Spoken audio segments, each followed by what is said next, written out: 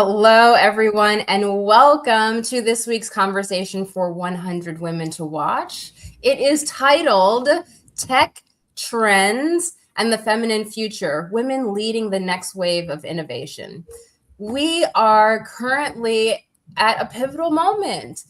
Technology is evolving really fast, like faster than ever, and the leaders shaping its future are being called to do way more than just innovate. Like they're being asked to lead, they're being asked to do that with ethics, they're being asked to use their intuition and also to be responsible. So what we're going to talk about today centers on women who are not only advancing technology, but are also redefining how innovation feels, functions, and even serves humanity. The feminine future of tech it could be considered to replace logic with emotion, but not really. It's actually about integrating vision with wisdom and maybe data with something that we call discernment. We might even say that we're swapping out progress for purpose. So, our panelists today are women who are building what's next while asking much better questions about impact, access, and sustainability. So, let's get started with this conversation and really explore how innovation expands when women lead boldly and holistically. So I'm going to start off with this first question, and anyone can pick this up, is what initially drew you to your field? And how has your role evolved as technology has advanced? So Gina, Adrian, or Jessica, any of you are welcome to grab this question.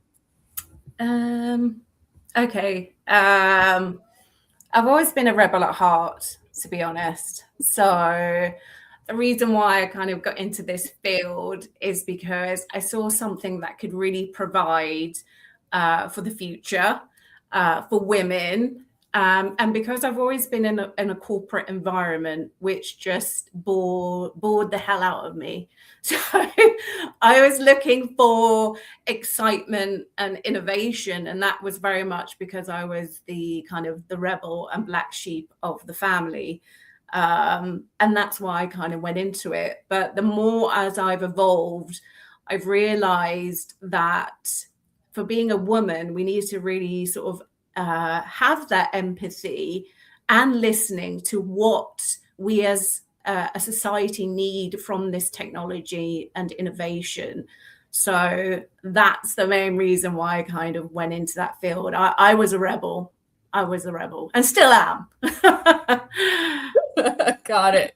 We need rebels. We need people who think outside of the box, quote Absolutely. unquote. Oh, I burned my box. So I it is burned down to the ground. I inspire others to do it. They're sitting there decorating, and I'm like, lovely, absolutely fabulous, but you have no doors and windows because they're kind of stuck. So I launched Slay Ventures because I was an entrepreneur who was frustrated with the fact that women weren't getting funded. And so I launched a venture fund and started looking around. And then I realized after a couple of years, I went, I'm a little bit too much of a control freak to do this venture funding thing where I'm giving other people money, but I have no control over them and I can't wring their neck when it needs to happen. So I instead pivoted into a venture studio. And because technology is so innovative right now, we are launching 100 high-tech companies here in Reno, Nevada, but we're doing it differently. Shared services, so everybody has the same basic foundation: accounting, legal, marketing, grants and awards. I think people miss that all the time. There's free money on the table. So build that into your roadmap. And then we spin it up to MVP, and then we go for funding. And that seems to be a much better model. But the whole point about women and women leading, I think people don't understand. The future is female, as Satoshi says. So I'm a blockchain evangelist, and I do believe in the decentralized concept that is my religion, where we don't care where you came from. We don't care what your gender is. We don't care, who your daddy is. If you have an innovative idea, then your idea to change the world for the better needs to happen. And now that we have the tools and tech available to do that, literally anyone can do that. Incredible. And you know what you call control, another person may call guidance. So thank goodness that you listen to yourself and that you are contributing to people the way that you are. Well, I'm magic. Okay, full disclosure, I'm autistic. They call it a polymathic brain and autism. But I see dots. I say I collect dots for a living, but it's my ability to connect them that makes me magic. So when I hear an idea, like boom, the universe drops a schematic in my brain. You are here. You want to get here. Here's the map. I see every single piece of the puzzle. And then when I'm investing in founders and I see the map and I get it, I know exactly where we're going. And then in the middle of something, I go away on a conference for 3 days and I come back and they've pivoted to an entirely different niche that is not going to work. I'm like, no, I need to control this more. I need a lot more control. Yeah. That's why the venture studio now, and it is working much better. Massive reductions in startup costs. And this is what I think people don't take into account, is that when you design your foundational structure, to not hit that bump where when you hit a certain level and you're going to have to go for Series A, you have to up level all of your tools. So now it's, a $10 million spend to get to the next level. Don't plan for that. You have to design everything to do growth on revenue and the tools that you have, and then expand them and build your own internal tools as you go along. I hope everyone was listening to that really carefully, because that sounded like a whole blueprint right there. Replay if you must. I love that, Adrian. I absolutely love that, because it stems reason why we actually built Vision. And because we believe that the current fragmented and volatile, creators are stuck, and we wanted to build something because, it's a single Vision is a single ownership first ecosystem. It's community owned. Yep. And creators own both their audience and their data, unlike, what we currently see on Facebook and all the other platforms where accounts can be, data hacked and can be lost and never recovered. And we've seen that recently with AWS going down and Facebook removing groups with just dying completely. But growth is actually built in the platform itself. But the problem is, if you don't own and control your data, your own data, absolutely, you don't have their email addresses, you don't have their SMS, and you can't back that up. People complain about WordPress all the time, but even when we're using other tools, I am using AI and APIs in the back end to literally copy all of my data over to a WordPress database that I do download and back up to my Dropbox. So heaven forbid something go wrong, I can spin something back up with all of my people and I don't lose them. And that is a big problem. But I do want to hear from Jessica. Absolutely. I was about to interject, but also just allowing you all some space and time. So nice to meet you all. My name is Jessica White. I am a transformational speaker and technologist.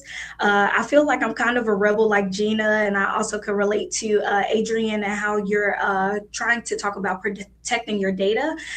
So in college, I studied politics and government, but I had a lot of close friends who were in computer science, and I was like, I'm not changing my major.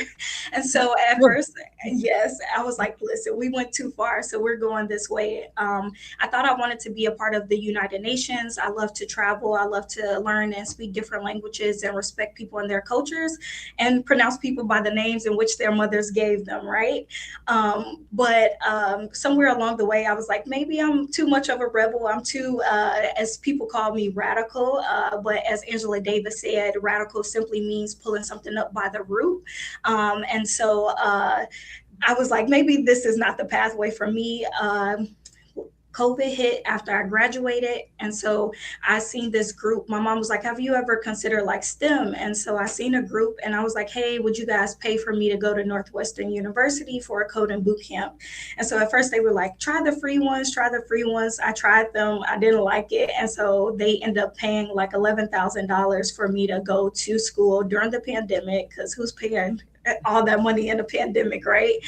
And so that kind of started my my tech journey. And so I've been at the same company for almost 3 years, and I've been promoted 3 different times. So I've worked with Salesforce, which I tell people is a customer relationship management model. So it's just Yes, but it's just to break it down into simple terms, right? Because some people have never heard these terms before. I tell them, like, it's like your computer shaking your client's hand.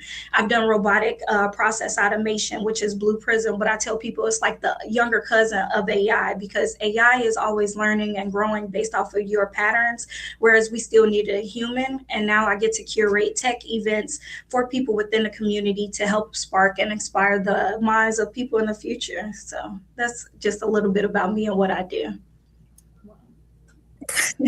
Incredible. Wow. Just a little bit.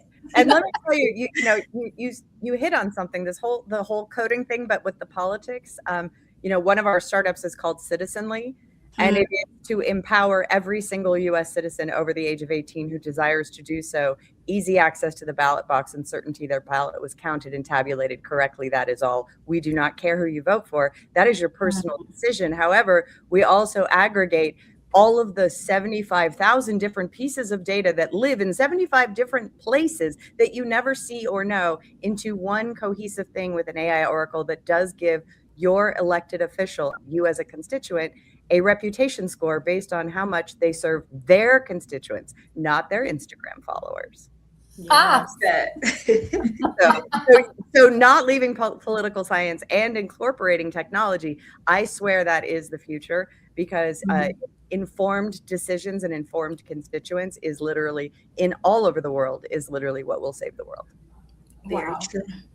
And to your point, Adrian, how can we be in a mindset where we are like literally shaping the future instead of just responding to trends? Oh, and that is the key thing. There's this saying, act upon, do not react to. But I feel like, especially with social media and the reduction of our attention span, people are they're living in that reactive, which is actually bad for you health-wise too, because when you are in that state of constant stress and fight or flight, you are in sympathetic nervous system overload, which means your body has no time to rest, restore, and heal. And you have to be able to go into parasympathetic in order to clean out all of the debris, get rid of all the dead cells, like let your body do its maintenance work. Otherwise, it's like the garbage people going on strike. That does not turn out well. It doesn't. What a great analogy. Oh my gosh. And what's really cool is that Adrian, you and Jessica both have like holistic mindedness in common too. Jessica, I'm curious, how has your holistic path also helped you, in your tech present? That's a very great question. I tell people all the time, I feel like my career journey within corporate America would be completely different if I didn't enter with knowledge of self. And I feel like this has allowed me to stay like grounded. It hasn't allowed me to like sway or like cower when certain opportunities come up and I decide to say no or say yes to it. I think that it's truly like helped me. I tell people all the time, I take a walk during my lunch break, right? Because working in tech typically people are always eating during the day or throughout the day. And so I intentionally get up and go outside and walk around the parking lot. And so I've literally had groups of people do it. I see people nowadays, they're like, I'm getting my steps in, but it truly helps, to just get up and take a break from the computer. I believe that it should be human first, and we're utilizing tech as a tool, not so much, the other way around. And so I believe in ancestral technology or intelligence, and I feel like that has kind of helped create what we see now as AI or artificial intelligence. What's funny is the two things. One, the health piece, that is so critical with founders. Like when I'm doing evaluations on founders and looking to fill C-suite spots, the number one thing I'm looking at is, does this person already have a like personal development, health routine? Like, are they aware of their body? Are they responding? Are they taking care of it? Because that's what's going to lead to founder burnout if they're not. And so that is an indicator to me whether they are a sustainable founder or not, and whether they can actually scale to grow or they're going to hit that wall. And then for the workplace environment, San Francisco has a few. I'm in Reno now, but I'm from San Francisco, and I was just there. And one of the co-working spaces, they literally have a pull-up bar like you'd see out on a park course in the middle of the office as people, and so they have like pull-up contests during the day. So they've really incorporated the idea of fitness throughout the whole thing where, if you're walking from place to place, and they have a little step up, because I'm short, right? They have a little step up thing so that you can boost yourself up to actually get the bar and do your pull-ups. And they have a much healthier office, which I absolutely love.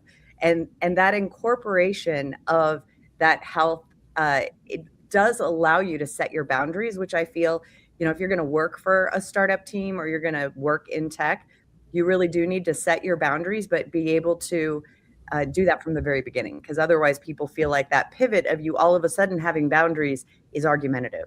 And if you just embody it and you're fully integrated, like, you know who you are, you're going to go a lot farther in anything that you do. Absolutely. No, I totally agree. I come from a background where my father's Italian and my mother is Greek. So lots of food. But my grandfather from my mother's side, he fought for the British Army during the Suez Canal crisis. So my mother was born in Egypt. So my grandfather was a militant. He was disciplined, things had, and my mum followed suit, very much like dinners at this time, that time. So I grew up from a very simple, basic kind of way of life. And I think as I grew older, that personal development journey, it can be hard to start off with, because you kind of question, who am I? Who am I the person who I'm becoming? Because you're so used to a certain way, a certain paradigm. And I think it was the innovation and becoming involved that evolved me into becoming the person who I'm becoming further, because I was able to sort of complement both the two of the together. But you've also got to find something that really aligns with you, that person, the values who you're becoming. So for me, a lot of people use the meditation, but, sort of like nervous. I've learned so much, but the thing that's really held me together is the breath work. And just kind of, because being Italian and Greek, I can get quite fiery at times, but it's in my DNA, Let me ask you about breath work, because when I was doing breath work, which they called breath work, there was not a lot of breathing involved. There was pounding things you put the big heavy bag on its side on a chair, and then you take two big lengths of thick 1-inch hose so it doesn't flop, and then you beat the crap out of it as you speak your truth, and all of the things and all of the suppressed emotions that you've shoved down and shoved down and shoved down, it all comes up. It's like a roto-rooter, and it comes up and it comes out. And there, like I said, not a lot of breathing. There was crying, there was screaming, there was puking, there was snotting, there was not a lot of breathing. Rage. A lot of rage came out. That's why I feel like with emotions, especially with women, I just let it out. I don't suppress it. I don't, I release it, because that's the best way of dealing with it. So a lot of anger came out. It's a trash compactor, and at some point you got to empty it. Yeah, definitely. You do. And it's, for somebody who's not, what's funny is I spent 10 years on the motivational speaking circuit as a speaker. Like, I know all of the top people, all the woo. I say, I'm not woo. I'm Irish. I came built in with woo. So I have some already. It's just kind of ingrained in my genetic structure. I'm part fairy, but I don't do the woo, right? Like, I'm not the chanting meditation kind of, like, that's not my thing. I'm a type A alpha, never cry in public, that kind of person, right? But that doesn't mean that in private with a coach guiding me through this breath work puking process, that was probably one of the most effective trauma release treatments. And it made actual sense when she explained it to me. She's the one who said trash compactor. And when I finally agreed to do it, I was literally at the top. I was in the middle of a divorce. I was on the verge of tears constantly. I mean, like every 5 seconds, a tear would well up in my eyes, and I'm, and she's like, you need to come over. And after that, I was like, I felt like I lost 25 pounds. I didn't, but I felt so much lighter and airier and positive and optimistic, and I could see solutions. So if you are walking around feeling like, the sky is falling and you're very pessimistic and you cannot even recognize the beauty of a bee on a flower and pause and take that moment of, isn't the world a wonderful place that nature does these amazing things and it just all works? Like, if you can't recognize that, so as you're walking through the world, if you realize you're not recognizing anything good, your trash compactor might be full. Yeah. 100%. Absolutely. And like what you're touching on, right? Intuition, the woo, right? And emotional intelligence. I'm really curious how you all use that in your decision making, as a leader, because I'm sure that comes into play, at some point. Yes, it contributes to our general well-being, but then when it comes to decision making, what kind of role does that play for you? So there's a love equation that is an AI model, the rootkit kind of thing. So think of it like the prime directive in Star Trek. And Brian, I'm going to butcher his last name, Rommel, which was funny because I still can't pronounce his last name after knowing him for 20 years. So he basically has been archiving all of this ancient stuff, like the really old 1950s, 60s, 70s, all this media. He's really trained this base AI model on the love equation, which is to ensure that everything that we're building is for the highest and best good of humanity based on love. And I build that in. We build AI models the same way. I've been building AI for 26 years. And so we build the same way. And to me, the idea is you need to raise it from babyhood. You need to grow it just like you would grow a child. Then it makes the proper decisions in context. And it's not literally ingesting all of the Reddit sewage that is going to, make it pessimistic and have it make the wrong choices and, all of this other stuff. So that's part of what I build into everything that we're building. And 25% of the companies that we're building, speaking to data ownership and everything, they are built to flip, to extend the roadmap of the entire studio. So 25% is entertainment, 25% is social impact like Citizenly and human trials and all sorts of other things. Everything's blockchain, everything's AI, but 25% of them are literally built to grow quickly and flip and then use that revenue to extend the runway of everything else. And those things that we build in through the technology to ensure creator rights.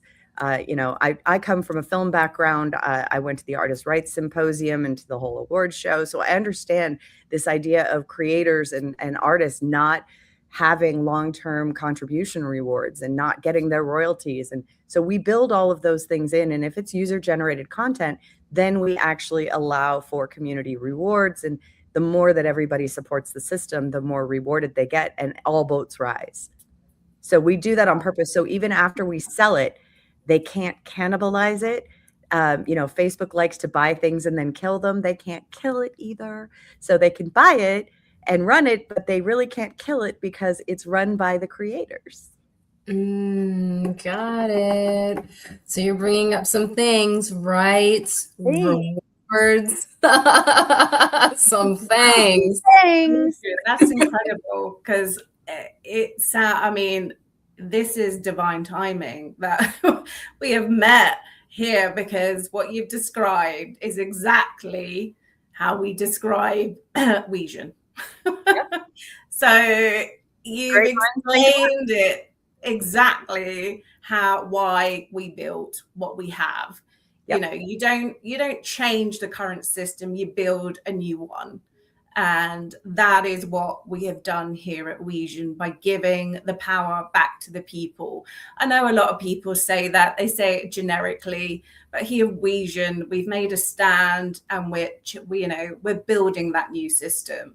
And I think behind it all, it's for humanity. We want to build 3,000 net positive eco-villages by 2030. And we want to start to close the financial chasm between the rich and the poor. We're on a mission and we are driven because we want to truly build a new system, because the current system doesn't work necessarily. So that's what's behind the why and why we do it. That's behind our decision making.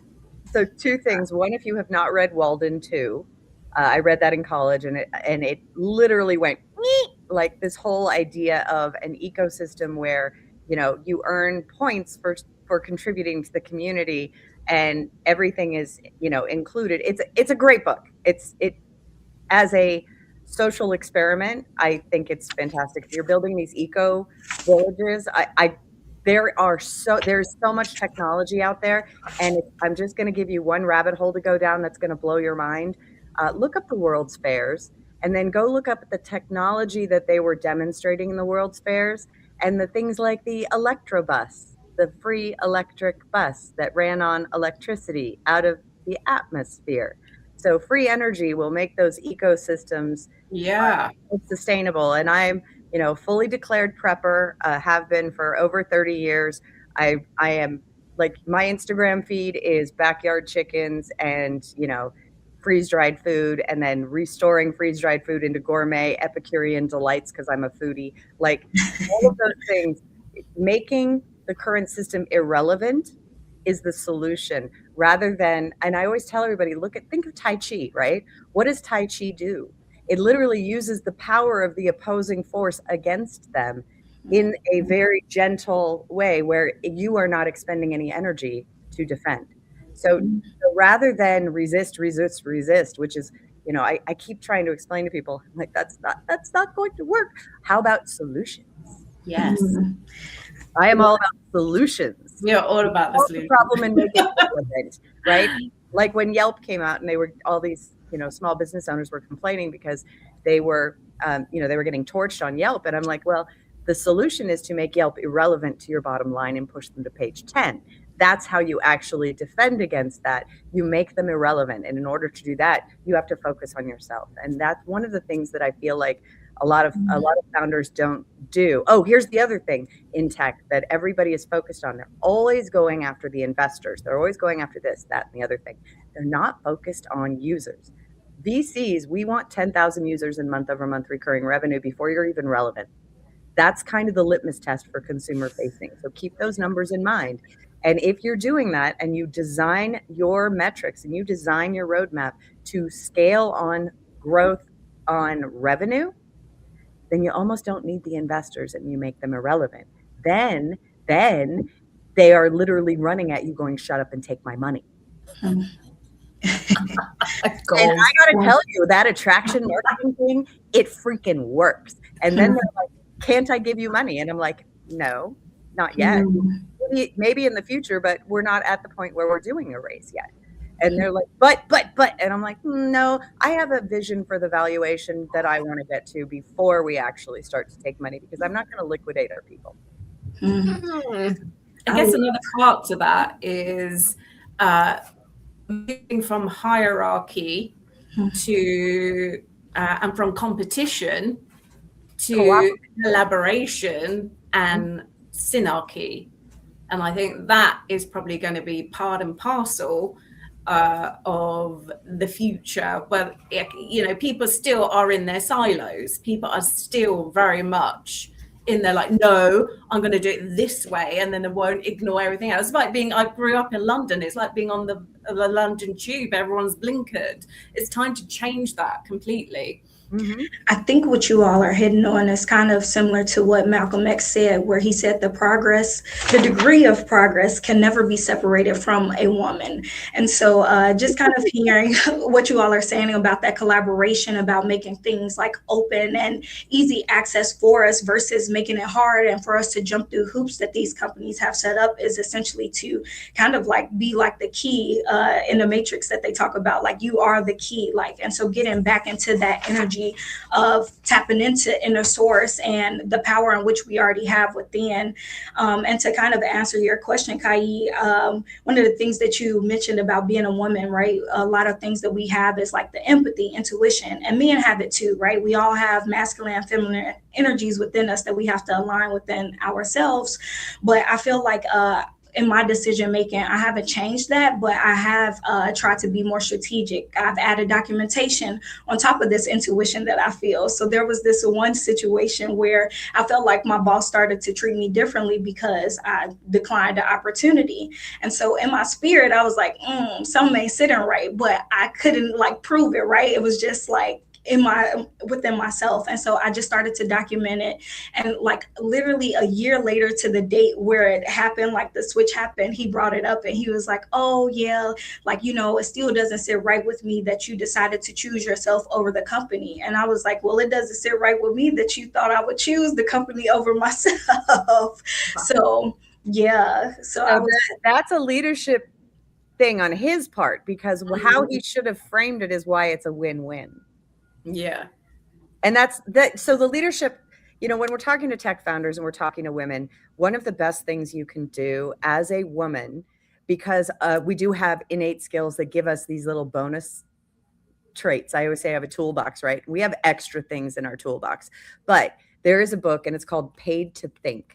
And it is a leadership book on how to be a leader and how to think strategically. And it is nothing like you would ever think. And this thing is like 750 pages. It is long. I'm building it out as a course for the author. And so it can be in universities, because the methodology used, it is now, in its fourth printing. It's decades old. It's, sold 4 million copies, whatever it is. It's a lot. It is probably the key to going unicorn without selling out. And it is all leadership, right? Everything that a CEO does. So those of us, the other thing about women, okay, we don't ask for help very often, but we are the best at playing team sports. So we do great at partnerships. We do great at collabs. We do great at co-opetition, where it's all boats rise. My best running mates, I always say I have to have a running mate. I have to have somebody to compete with, where it doesn't matter who wins, because we both win, because we're both egging each other on.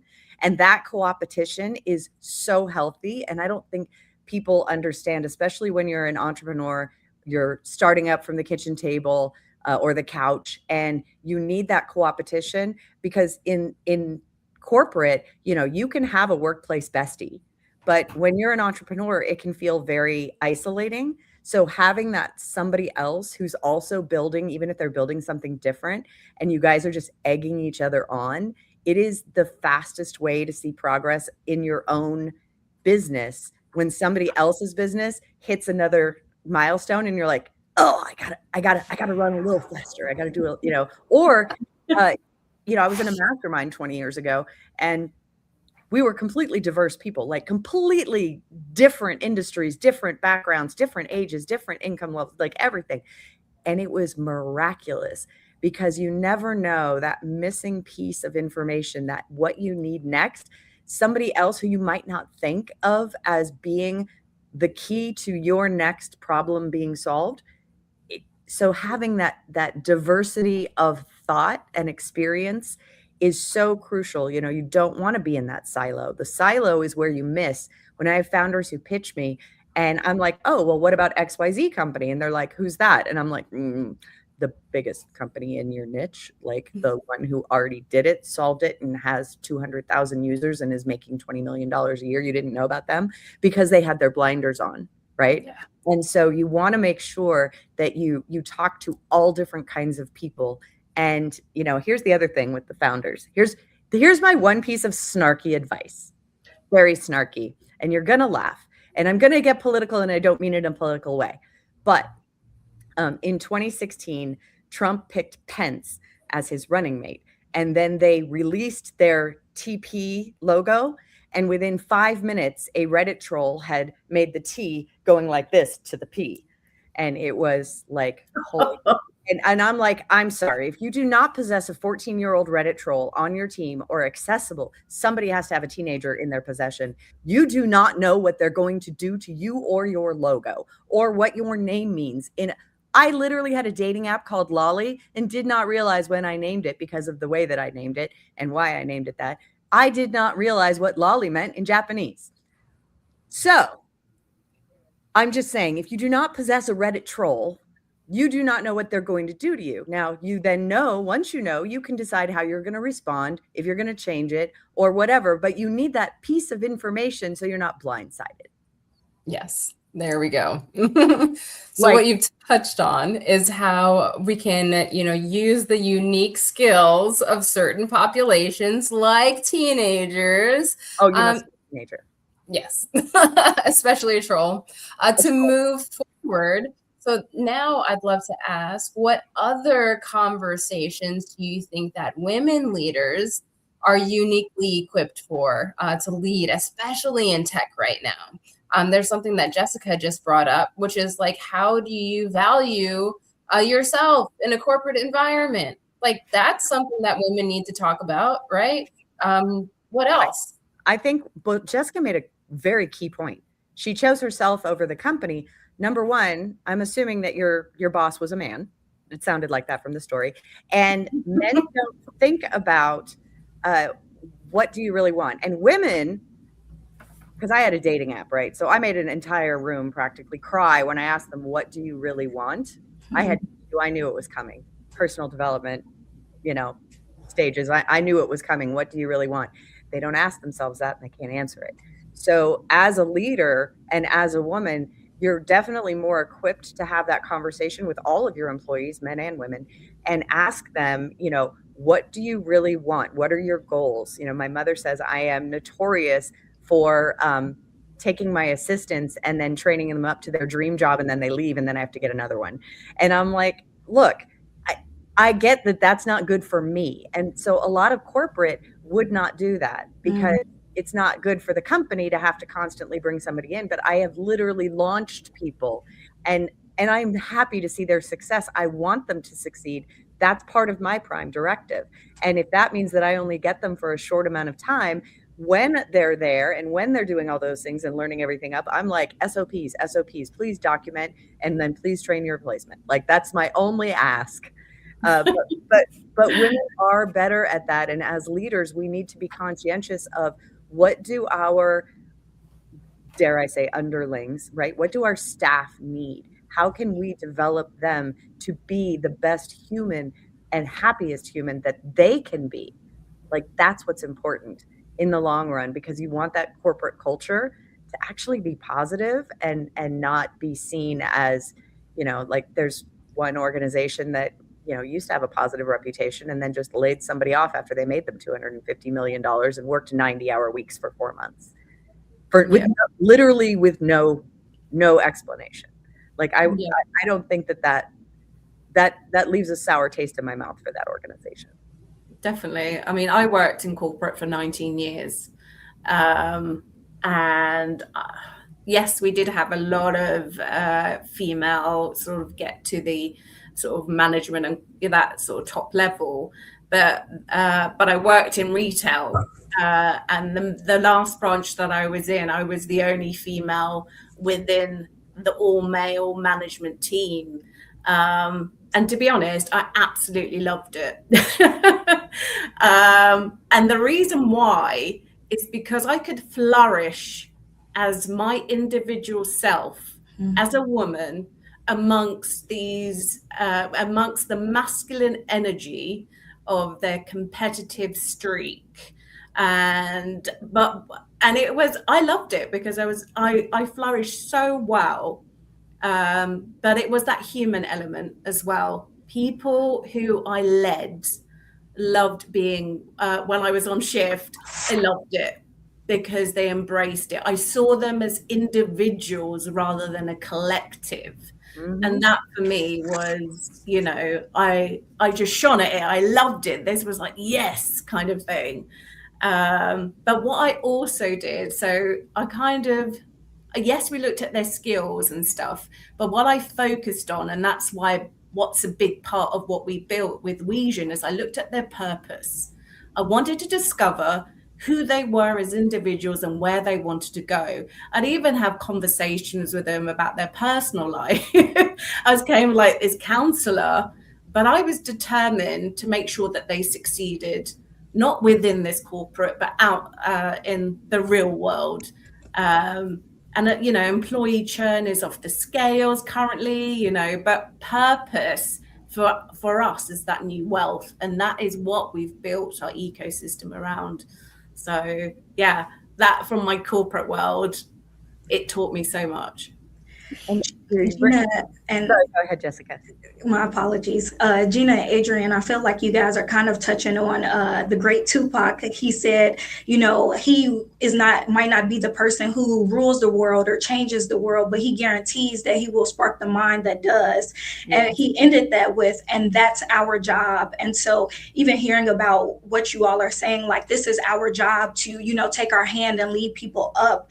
And to answer your question, Kai, I wrote a couple things down. I feel like women really, like, as we think about protecting or amplifying things within the tech space, I really could see us like helping out with policies surrounding ethics, kind of like what we're talking about. We care about a lot of other people. I said bring in other women from different backgrounds into the room, not just the people who look like you, not just the people who speak the same language, really like, you know, kind of attacking our own biases, as well as, you know, I said tech education and access. So for me, I did not grow up thinking that I would be this person in tech and working in corporate America at all. But my goal now is to spark other people who are in kindergarten and pre-K to start thinking about how can you become a producer of technology and not just a consumer. And I know it changes based off of socioeconomic status and things. So I want people to see themselves at the forefront of this and not just, oh, I'm you know, using this, you know, but I can't create or produce it. And then the last thing that I said, and I think this is something like very like close to my heart as we talk about a holistic mindset, but what is the harmony or a balance between tech and its relationship to people and nature? I don't know if you all have been seeing the studies about, you know, AI taking up, you know, a whole bunch of gallons of water each year. So it's sucking away our natural resources. And as a kid, I used to think like, oh, water, you know, should be free. Water is, you know, plentiful. It should never end.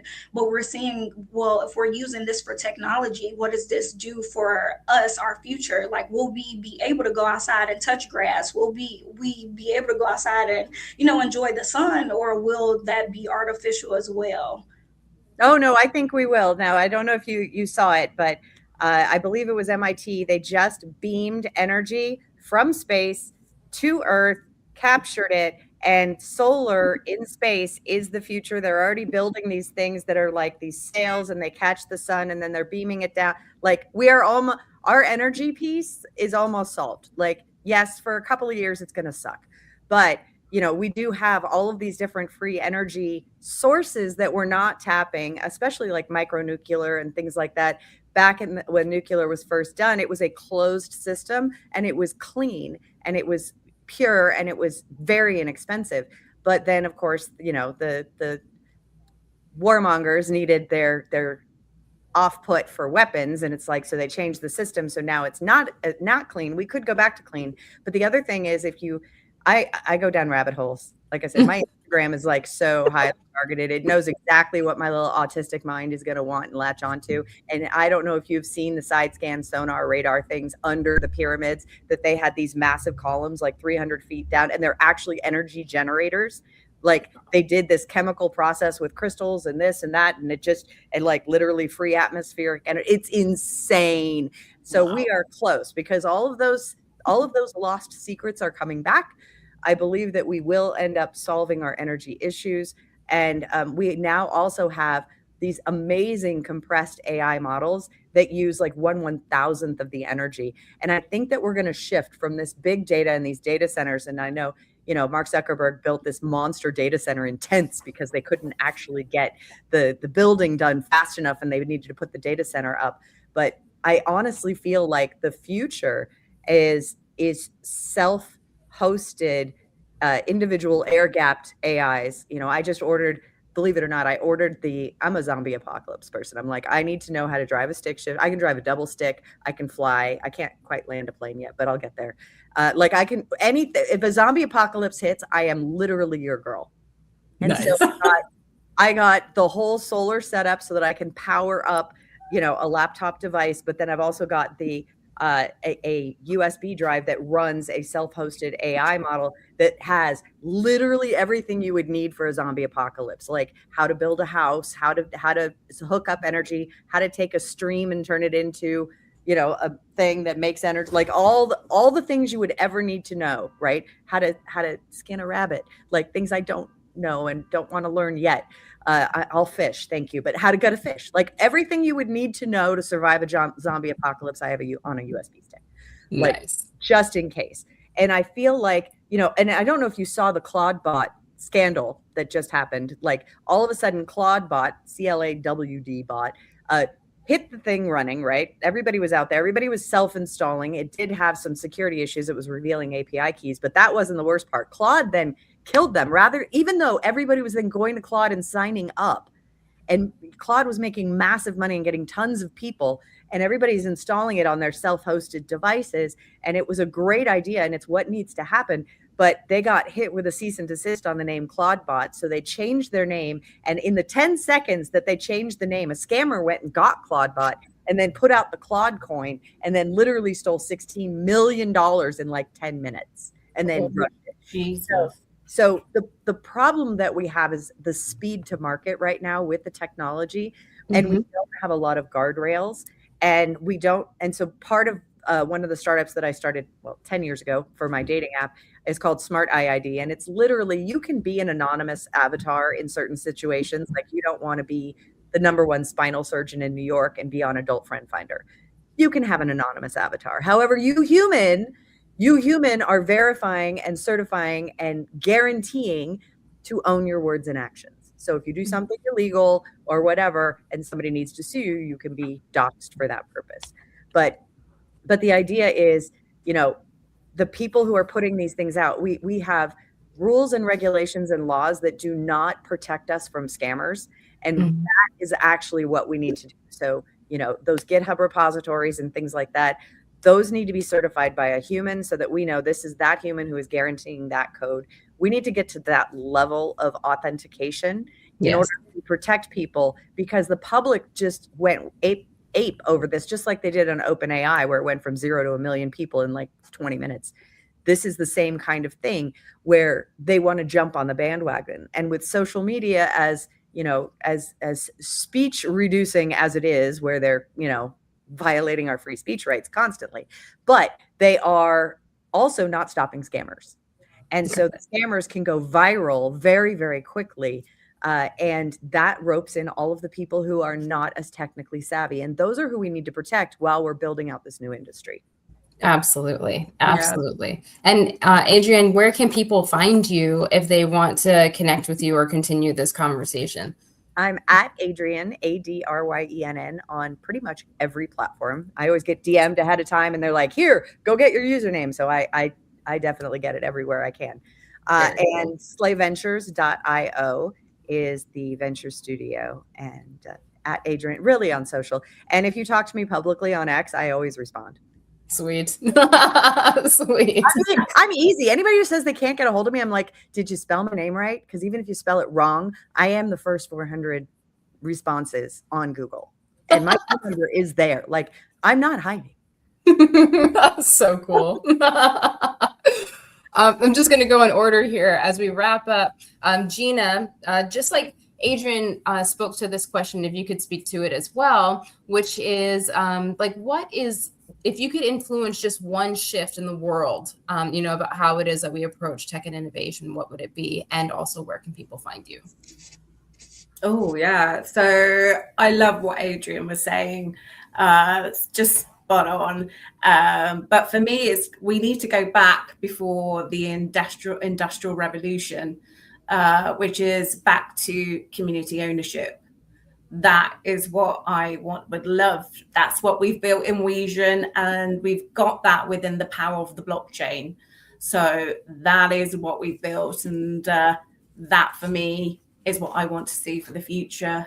You know, one of our clients is building the sustainable Amazon within our ecosystem, and it's fair, it's equitable, and it's all community owned. So yeah, that is what I see. And that's what we've built. So you can catch me I'm on Facebook and LinkedIn. It's normally Gina Ziola 1979. And we'd like to offer your wonderful audience a free way to find out if your business is sovereign. And that is normal HTTPS sovereignty.wesion.world. Awesome. Incredible. And Jess, will you take us home? Can you also speak to, if you were to influence just one shift in how the world approaches tech and innovation, what would it be and where can people find you? My favorite book is by Ruha Benjamin, and it's called Race After Technology, The New Jim Crow. And so in it, she talks about how a lot of times in tech, there's cosmic diversity. And I feel like we should move away from this, because she said that we focus on the feel-good differences like food, language, and dress, but not systemic disadvantages associated with employment, education, and policing.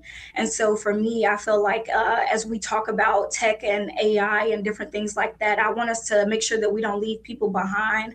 I know everybody is at a different level, and so the goal is always to make sure we reach back and pull others up with us. And so you all can find me on LinkedIn at Jessica L. White. I know a lot of people got that name, so I try to put the L. I'm also on Facebook, as well as I created my own website. So it is called tagyouareitnow.com. So you can find me there. And if anybody is younger and want to check me out on Instagram, it's Jessica White. And it's a period after the I and after the T. Excellent. What a brilliant conversation we've had today. I'm really reminded that the future of innovation is not just technological, it's intentional, which is what we're doing here with this conversation. So when women lead in tech, we don't just change products or platforms, we also get to tap into what our priorities are in the moment. We get to ask different questions. We get to build different systems and really consider people, communities, and long-term impact. So thank you so much to each of our panelists for your insight, for your courage, for your leadership. And thank you to everyone, you who's watching this, who's joined us with your curiosity and your vision. May this conversation continue to inspire you and how it is that you see yourself, not just as a consumer of the future, but as a creator of it. And until next time, thank you so much for being a part of 100 Women to Watch. If you want to join the movement, it's 100womentowatch.com. And bye for now. Thank you. Hey, thank you.